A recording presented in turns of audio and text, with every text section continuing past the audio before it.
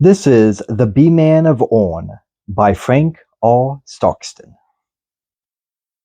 In the ancient country of Orn, there lived an old man who was called the Bee Man because his whole time was spent in the company of bees. He lived in a small hut which was nothing more than an immense beehive, where these little creatures had built the honeycombs in every corner of the one room it contained, on the shelves, under the little table, all about the rough bench on which the old man sat, and even about the headboard and along the sides of his low bed. All day the air of the room was thick with buzzing insects, but this did not interfere in any way with the old bee man, who walked in among them, ate his meals, and went to sleep without the slightest fear of bee stung. He had lived with the bees so long they had become so accustomed to him, and his skin was so tough and hard that the bees no more thought of stinging him than they would of stinging a tree or a stone. A swarm of bees had made their hive in a pocket of his old leather doublet, and when he put on his coat to take one of his long walks in the forest in search of wild bees' nests, he was very glad to have his hive with him. So if he did not find any wild honey, he would put his hand in his pocket and take out a piece of comb for luncheon. The bees in his pocket worked very industriously, and he was always certain of having something to eat with him wherever he went. He lived principally upon honey, and when he needed bread or meat, he carried some fine combs to a village not far away and bartered them for other food. He was ugly, untidy, shriveled, and brown. He was poor, and the bees seemed to be his only friends. But for all of that, he was happy and contented. He had all the honey he wanted, and his bees, whom he considered the best company in the world, were as friendly and sociable as they could be, and seemed to increase in number every day. One day, there stopped at the hut of the bee man a junior sorcerer. This young person, who was a student of magic, was much interested in the bee man, whom he had noticed in his wanderings, and he considered him an admirable subject for study. He had got a great deal of useful practice by trying to find out, by the various rules and laws of sorcery, exactly why the old bee man did not happen to be something that he was not, and why he was what he happened to be. He had studied a long time at this matter, and had found out something. "Do you know," he said, when the bee man came out of his hut, "that you have been transformed?" "What do you mean by that?" said the other, much surprised. "You have surely heard of animals and human beings who have been magically transformed into different kinds of creatures?" "Yes, I have heard of these things," said the bee man. "But what have I been transformed from?" "That is more than I know," said the junior sorcerer. "But one thing is certain. You are to be changed back. You'll find out what you have been transformed from, and I will see that you are made all right again. Nothing would please me better than to attend such a case." And having a great many things to study and investigate, the junior sorcerer went his way. This information greatly disturbed the mind of the bee man. If he had been changed from something else, he ought to be that other thing, whatever it was. He ran after the young beeman and overtook him. "If you know, kind soul," he said, "that I have been transformed, you surely are able to tell me what it is I was." "No," said the junior sorcerer. "My studies have not proceeded far enough for that. When I became a senior, I can tell you all about it, but in the meantime, it would be well for you to try and find out for yourself your original form. And when you have done that, I will get some of the learned masters of my art to restore you to it. It will be easy enough to do that, but you cannot expect them to take the time and trouble to find out what it is." And with these words, he hurried away and was soon lost to view. Greatly disturbed, the bee man retraced his steps and went to his hut. Never before had he heard anything which had so troubled him. "I wonder what I have transformed from," he thought, seating himself on his rough bench. "Could it have been a giant, or a powerful prince, or some gorgeous being whom the magicians or the fairies wished to punish? It may be that I was a dog, or a horse, or perhaps a fiery dragon, or a horrid snake. I hope it was not one of these." But whatever it is, everyone has certainly a right to his original form, and I am resolved to find out mine. I will start out early tomorrow morning, and I'm sorry now that I've not more pockets to my old doublet, so that I might carry more bees and more honey for my journey. He spent the rest of his day in making a hive of twigs and straw, and having transferred to this a number of honeycombs and a colony of bees which he had just swarmed, he rose before sunrise the next day, and having put on his leathern doublet, and having bound his new hive to his back, he set forth on his quest, the bees who were to accompany him buzzing around him like a cloud. As the bee man pressed through the little village, the people greatly wondered at his queer appearance with the hive upon his back. The bee man is going on a long journey this time, they said, but no one imagined the strange business on which he was bent. About noon he sat down under a tree near a beautiful meadow covered with blossoms, and ate a little honey. Then he untied his hive and stretched himself out on the grass to rest. As he gazed upon his bees hovering about him, some going out to the blossoms in the sunshine, and some returning laden with the sweet pollen, he said to himself, "They know just what they have to do, and they do it. But alas for me, I know not what I may have to do, and yet, whatever it may be, I am determined to do it. In some way or other, I will find out what was my original form, and then I will have myself changed back to it." And now again the thought came to him that perhaps his original form might have been something very disagreeable or even horrid. "But what does it not matter?" he said sturdily. "Whatever it was that I shall be again, it is not right for anyone to keep a form which does not properly belong to him. I have no doubt I shall discover my original form in the same way that I find the trees in which the wild bees hive. When I first catch sight of a bee tree, I am drawn toward it. I know not how. Something says to me, that is what you're looking for. In the same way, I believe I shall find my original form. When I see it, I shall be drawn toward it. Something will say to me, that is it." When the bee man was rested, he started off again. In about an hour he entered a far domain. Around him were beautiful lawns, grand trees, and lovely gardens, while at a little distance stood the stately palace of the lord of the domain. Richly dressed people walking about or sitting in the shade of the trees and arbors, splendidly equipped horses were waiting for the riders, and everywhere were seen signs of wealth and gaiety. "I think," said the bee man to himself, "that I should like to stop here for a time. If it should happen that I was original like any of these happy creatures, it would please me much." He untied his hive and hid it behind some bushes, and taking off his old doublet, laid that beside it. It would not do to have his bees flying about him if he wished to be among the inhabitants of the fair domain. For 2 days the bee-man wandered about the palace and its grounds, avoiding notice as much as possible, but looking at everything. He saw handsome men and lovely ladies, the finest horses, dogs, and cattle that were ever known, beautiful birds in cages, and fishes in crystal globes, and it seemed to him that the best of all living things were here collected. At the close of the second day, the bee-man said to himself, "There is one being here toward whom I feel very much drawn, and that is the lord of the domain.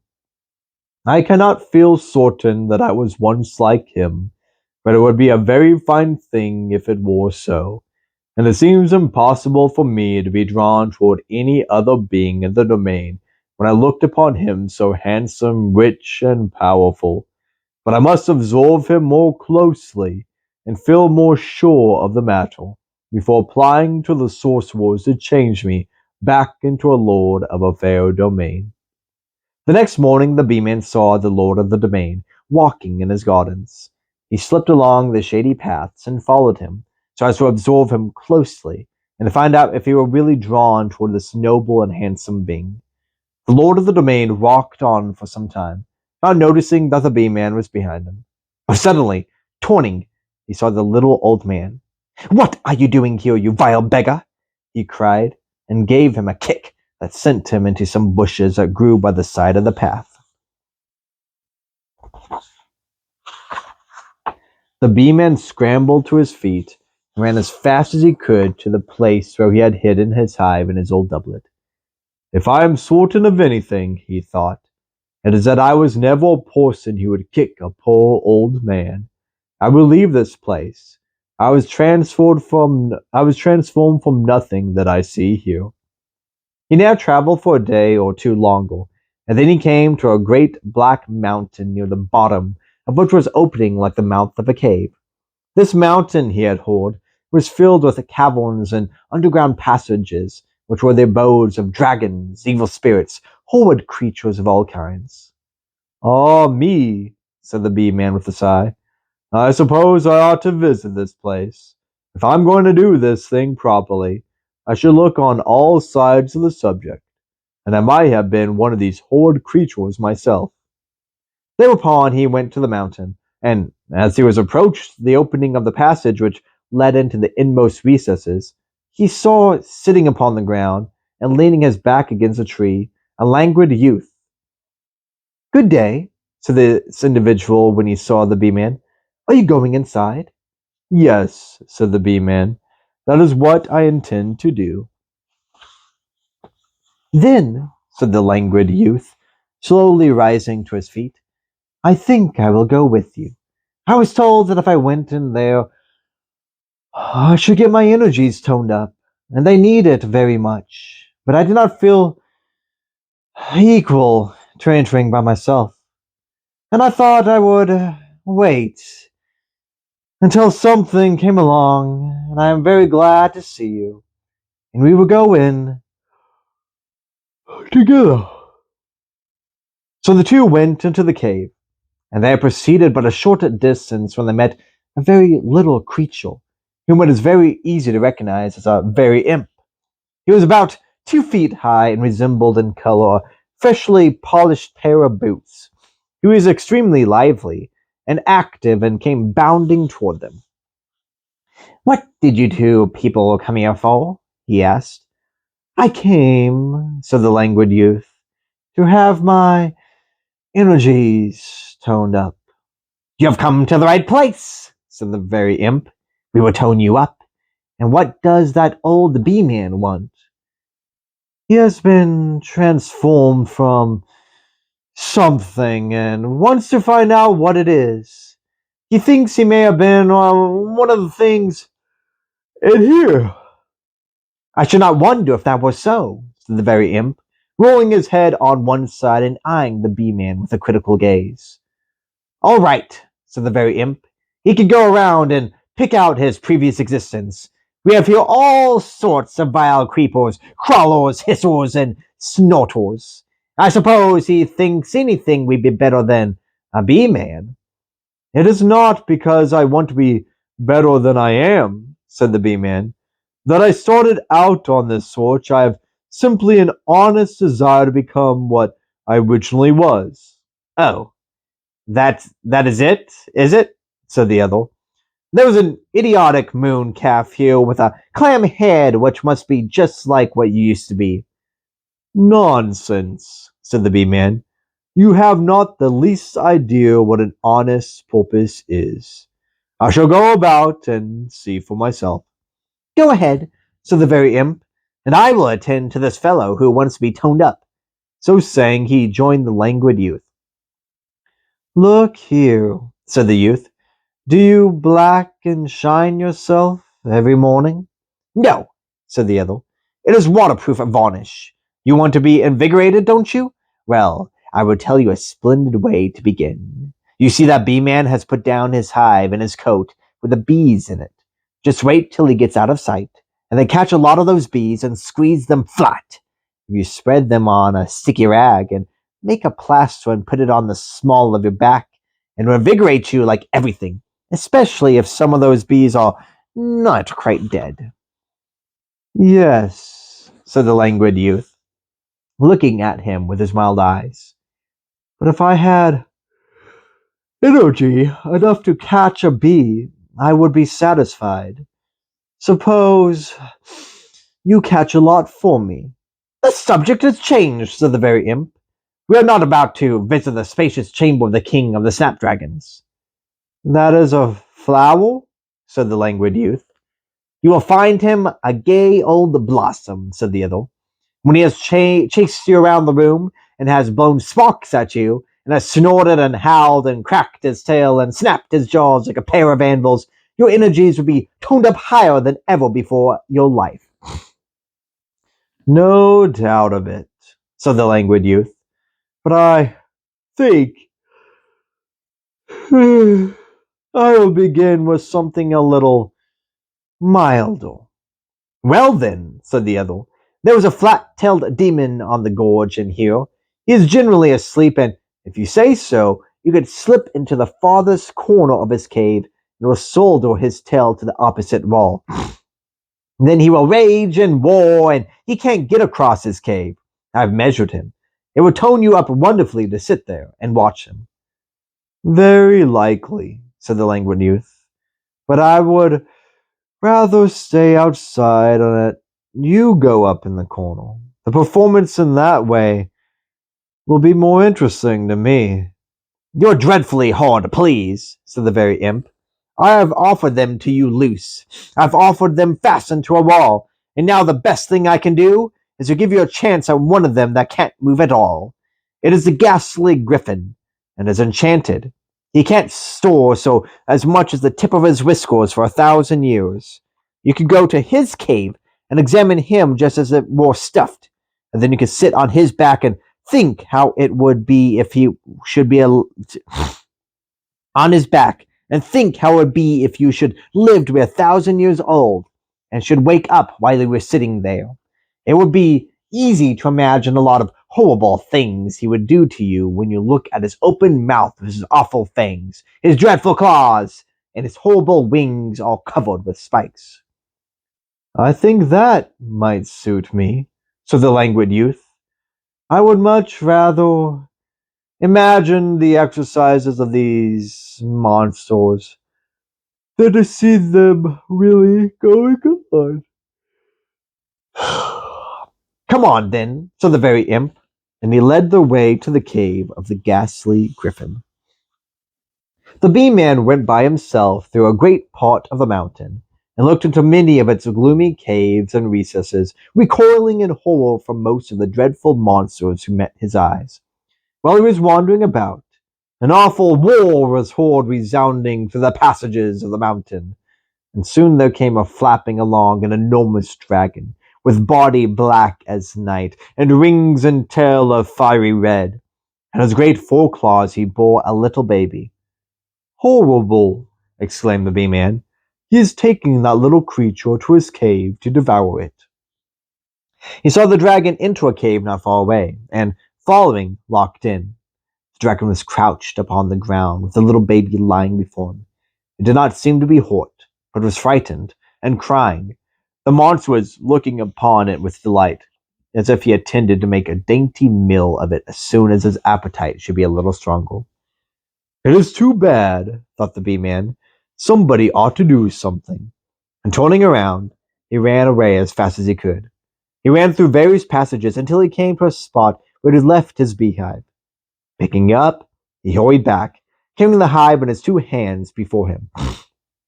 When he reached the cave of the dragon, he looked in and saw the monster still crouched over the weeping child. Without a moment's hesitation, the Bee Man rushed into the cave and threw his hive straight into the face of the dragon. The bees, enraged by the shock, rushed in an angry crowd and immediately fell upon his head, mouth, eyes, and nose of the dragon. The great monster, astounded by the sudden attack and driven almost wild by the numberless stings of the bees, sprang back to the farthest corner of his cave, still followed by the bees, at whom he flapped wildly with his great wings, and struck with his paws. While the dragon was thus enraged with the bees, the Bee Man rushed forward, and seizing the child, he hurried away. He did not stop to pick up his doublet, but kept on until he reached the entrance of the cave. There he saw the very imp hopping along on one leg, and rubbing his back and shoulders with his hands, and stopped to inquire what was the matter and what had become of the languid youth. "He is no kind of a fellow," said the very imp. "He disappointed me dreadfully. I took him up to the ghastly griffin, and told him the thing was enchanted, and that he might sit on its back and think about what it could do if it were awake. And when he came near the wretched creature opened its eyes and raised its head, and then you ought to have seen how mad the simpleton was. He made a dash at me, and seized me by the ears. He kicked and beat me until I was scarcely moved." "His energies must have been toned up a good deal," said the Bee-Man. "Toned up? I should say so," cried the other. "I raised a howl, and a scissors-jawed clipper came out of his hole and got after him. But the lazy fool ran so fast that he could not be caught." The Bee-Man now ran on, and soon overtook the languid youth. "You need not be in a hurry now," said the latter, "for the rules of this institution don't allow the creatures inside to come out of its opening, or to hang around it. If they did, they would frighten away visitors. They go in and out of holes in the upper part of the mountains." The two proceeded on their way. "What are you going to do with that baby?" said the languid youth. "I shall carry it along with me," said the Bee-Man, "as I go on with my search, and perhaps I will find its mother. If I do not know, I shall give it to somebody in that little village yonder. Anything would be better than leaving it to be devoured by that horrid dragon. Let me carry it. I feel quite strong enough now to carry a baby." "Thank you," said the Bee-Man, "but I could take it myself. I like to carry something, and I have now neither my hive nor my doublet." "It is very well that you have had to leave them behind," said the youth, "for bees would have stung the baby." "My bees never sting babies," said the other. "They probably never had a chance," remarked his companion. They soon entered the village, and after walking a short distance, the youth exclaimed, "Do you see that woman over there, sitting at the door of her house? She has beautiful hair, and she is tearing it all to pieces. She should not be allowed to do that." "No," said the Bee-Man, "her friends should tie her hands." "Perhaps she is the mother of this child," said the youth, "and if you give it to her, she will no longer think of tearing her hair." "But," said the Bee-Man, "you don't really think this is her child." "Suppose you go over there and see," said the other. The Bee-Man hesitated a moment, and then he walked toward the woman.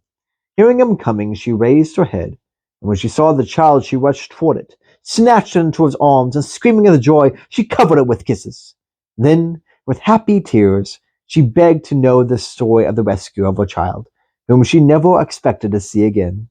And she loaded the Bee-Man with thanks and blessings. The friends and neighbors gathered around, and there was great rejoicing. The mother urged the Bee-Man of the youth to stay with her, and rest and refresh themselves, which they were glad to do, and they were tired and hungry. They remained in the college all night, and in the afternoon of the day the Bee-Man said to the youth, "It may seem an odd thing to you, but never in all my life have I felt myself drawn toward any living being as I'm being drawn towards this baby. Therefore, I believe that I've been transformed from a baby." "Good," said the youth. "It is my opinion that you have hit the truth. And now would you like to be changed back into your original form?" "Indeed, I would," said the Bee-Man. "I have the strongest yearning to be what I originally was." The youth, who had now lost every trace of languid feeling, took a great interest in the matter, and early the next morning started off to tell the junior sorcerer that the Bee-Man had discovered what he had been transformed from, and desired to be changed back to it.